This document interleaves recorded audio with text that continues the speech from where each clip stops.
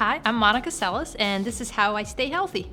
I really don't have any special routines, to start the day off besides trying to find a quiet spot and meditate a bit. That kind of centers me for the day as best as you can ahead because we're all living in such a fast-paced world. I don't follow any certain meditation individual per se. My dad, who's now deceased, he created his own method, I guess, that was really mostly sports specific, which I think has really helped me be so focused in the early stages of my career. And just upon that, I've taken out certain things after I retired that I've really have helped me tremendously in my so-called retirement life.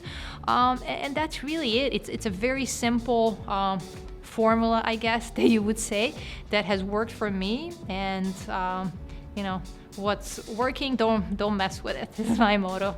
I've definitely made some adjustments in my diet after myasthenia gravis diagnosis. I hate to use the word diet because I think anytime you use that, the brain starts restricting, and I think that never ends well. So I really like all foods, and I allow myself to eat really everything. Just know the effects of certain things that you eat, what it will affect your body and your mind.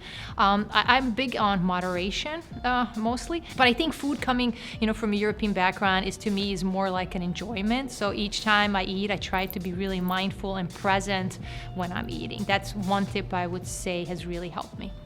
I had to adjust my workout since my myasthenia gravis diagnosis, and it's every day. It's a bit adjustment to it. I enjoy doing reformer Pilates. That has helped me. And as I'm entering, the later stages of life, I think for my bone strength, I try to do as much resistance as I can. And really, again, listening to your body. I think it's so important. If you listen to your body, you see what workouts work for you, how you feel the next day after your workouts.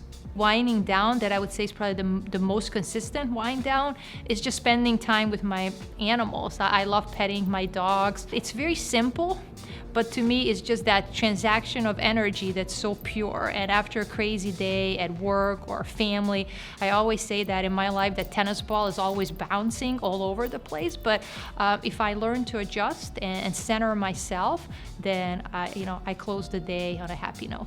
Charlie, you're gonna be on camera, buddy, huh? So they're gonna think I'm totally nuts, huh, buddy? This is my dog, Charlie. He just brings me unconditional love and support, and he's been my buddy for a very long time. And I think the connection we have with the animals is so unconditional and so pure, so they've been so good to me through the different difficult periods in my life, and I hope I've been good to them.